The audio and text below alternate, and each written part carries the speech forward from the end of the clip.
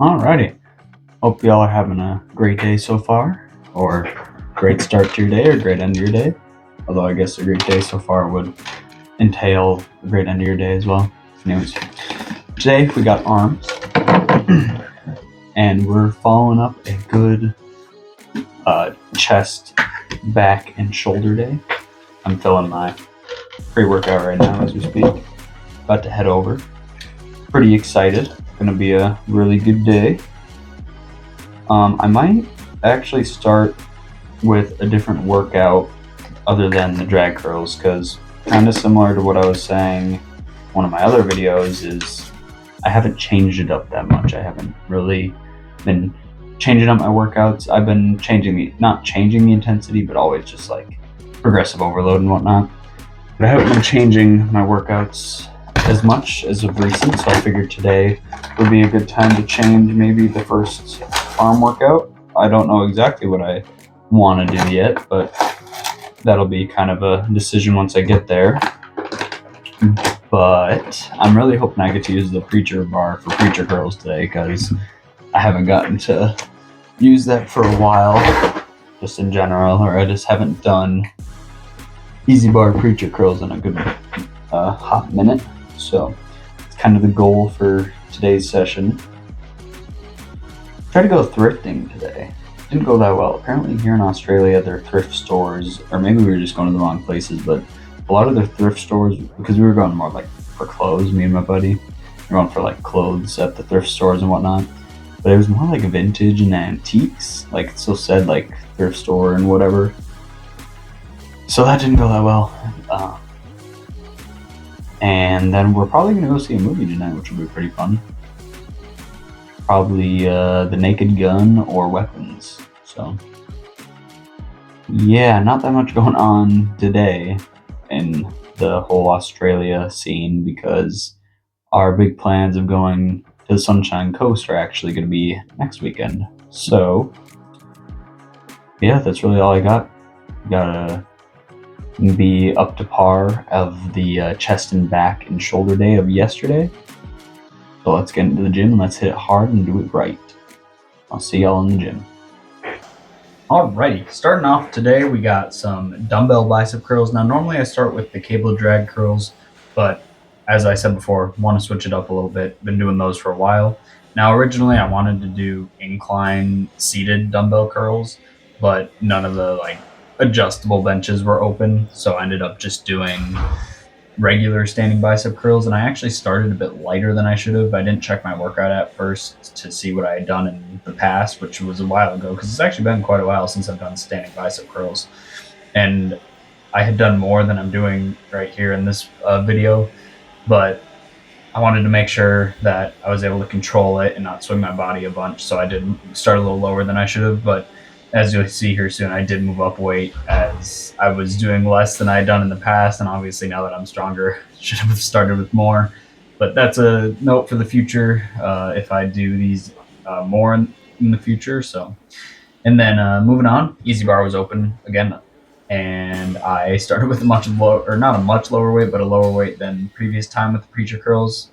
And now also with these preacher curls, I'm kind of experimenting with having my hands either close as they are right now or wider. And actually for my last set, I did go with the wider grip for some reason to me, and it might just be placebo and I might just be an idiot. I don't know if easy bars are made differently, but this actually I do know, because there was another gym that I went to where there was two easy bars and one was noticeably different, like length, I guess, like the arches or the peaks of the parts of the bar were like closer together instead of more spread out.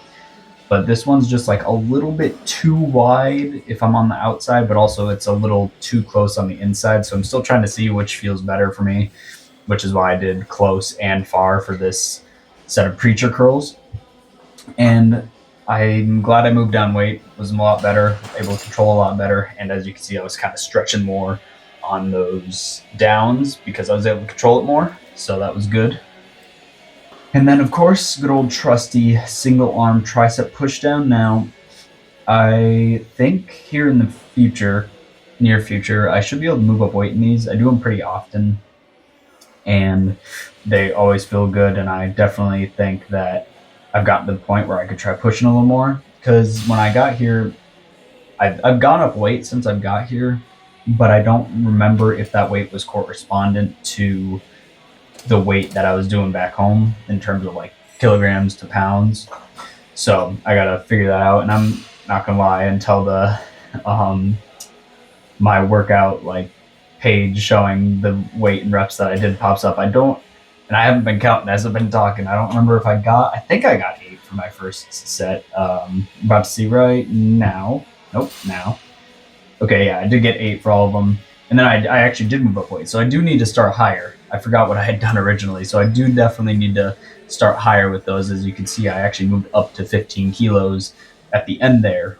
So that's exactly why I had that workout app. It's really helpful for that exact reason. Now I know I need to start higher the next time I do them. Now, with these, sorry for the pause, I was gathering my thoughts. With these overhead cable tricep extensions, I know I wasn't doing them exactly great in this clip here. And I'm like really bent over and I'm actually moving the weight more downwards than I am just straight or upwards. And that's why you're also not going to see the little picture of my workout split here, because I actually recorded my last set as well, because I wanted to show that, like, well, yes, I want to be taking notes away like after I do my days, and that's another reason I do these videos, is to take notes on what I need to improve on. I'm also improving in the moment, like in the gym. I rewatched the video after my first set during my like 2-minute break in between sets to see if I did anything wrong or if there was something I needed to improve on. And I noticed my form in that first clip was really bad, so I felt obliged to record my last set of these for you, just to show that I am consciously taking notes and improving like every day and every rep, every set, you know. So there was those, Alright, and I think next time I could even try moving up weight for my first set. As you can see, I did it for 8 for almost every single set, so that's always good. Now here, I'm going to be a little quiet. I may have to lower my voice, but that was like a great dap up. I forgot that was right now, so I may actually just kind of cut my voice out right there. But I just felt like y'all should hear that dap up. It was pretty nice. But reverse easy bar curls, I love these for my forearms. I remember the first time doing them, and my forearms were cooked after. So I really enjoy doing them. I will say, I think I'm swinging my body a little too much here. Sort of on some of the reps I am, especially, and on the last one I felt like I was. So, and I think I could definitely move up weight last time. As you can see, I almost got 8 for every set. And therefore, I think I could definitely be starting with a higher weight and then drop setting as I need to. And then as for the last workout, we got some wrist curls. Now, my wrist is healed more since I've gotten here. However, it's not 100%. So these wrist curls with my right wrist were a pain. They really hurt, because when my wrist was like truly hurting, I was doing like 20 pounds less than I could do for my wrist curls because it just hurt that bad. But wrist is getting better, so that's always a plus. But as you can see, was able to finish off these wrist curls, and I only did 8 for my first set. I think that was just while I was warming up my right wrist, because I was just matching my left to my right, because I definitely felt like I could have done more, because this is still less than I normally do. And as you can see, I did 10 reps for the last little bit of it. So definitely, as my wrist heals, I'm gonna get back up to the weight I was doing. I don't know about kilograms, but in pounds, I was doing about 50-pound wrist curls for about 12. So I definitely am excited to get back there once my wrist heals. And obviously got the good old posing sesh after. I don't know, like, what I've learned so far in terms of posing for biceps is when you do the bicep, you want it to be slightly upwards. You don't want it like, it's hard to explain, but you don't want it like straight across. You want it at like a slight angle when you have your bicep like up and you're flexing your bicep. I'm doing it right now, even though you guys can't see me, but yeah, still just learning. For my tricep posing, it's kind of hard for me to get my like hand turned when I'm holding it behind my back like that to pose for my triceps. So either I'm doing it wrong or I just need to get more flexible shoulders slash wrists or whatnot. And I know this is kind of unrelated because it's more of a shoulder thing, but I always want to do like the shoulder one where you turn your arms a little bit and you kind of bend down and it shows like the top of your shoulders. But I always just kind of do it like half because I don't really know how to do it properly. But end off the posing here with a good old front double bicep. And of course, right after this, I almost passed out. Not almost, but exaggeration. And then of course I got cardio for you guys as you're gonna see here. And yeah, see you back at the apartment. Alrighty, back at the apartment, and I'm not gonna lie, I am a bit behind on recording.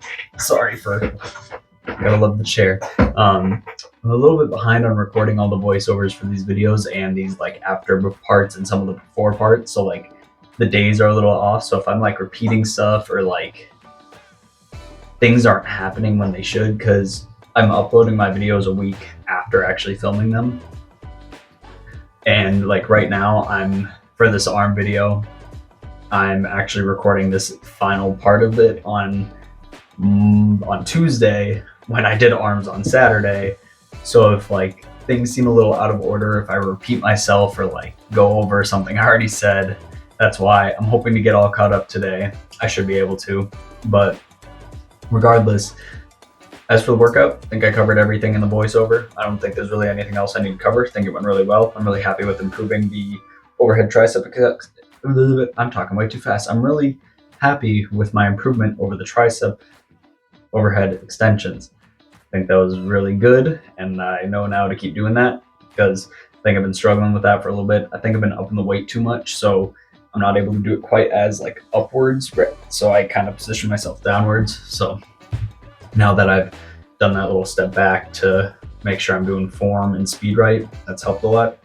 Now that I've already covered everything I really need to about my workout that I really wanted to, I have a question, and I know I don't have really a following, but I genuinely, if anyone has actually watched to this part of the video and is willing to give their opinion, me and my buddy were having a little debate on the way to the gym today, and he argued that even though here's the whole premise, and I'm not saying I'm right, I'm not saying he's right, I'm just saying what each of our opinion was. I argued that if you are, and we're just using the NFL as an example, this goes for like all sports and all types of things. If you practice on an NFL roster and you are on that NFL roster, you are considered an NFL player. Like by default, you are an NFL player. However, my buddy argued that if you don't see any playing time on an actual NFL field during an actual game, including preseason does not count in his head, and practice doesn't either. If you do not set foot on a live game NFL field, you are not considered an NFL player because you did not play the game. I completely disagree. I think if your name is on the roster, regardless if you're a backup or whatnot, if you sit on the bench the entire season and you go on to win the Super Bowl, I consider it to be you are an NFL player who won the Super Bowl. You may not have contributed that much, but you're still there. You're a backup. You're on the roster. You're just as important as any other player because they could need you, and that's why you're on the roster.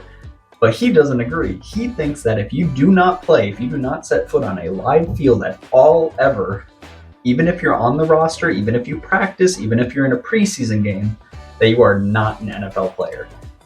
I genuinely want people's opinion because I disagree. I think that you're an NFL player if you're on the roster, if you're practicing, if you're in preseason games. So curious to see what other people's opinions on that topic are, but I think I'm just gonna leave it there. That's all I got for today. So yeah, hope you all had a good day or are having a good day. Will have a good day, have had a good day.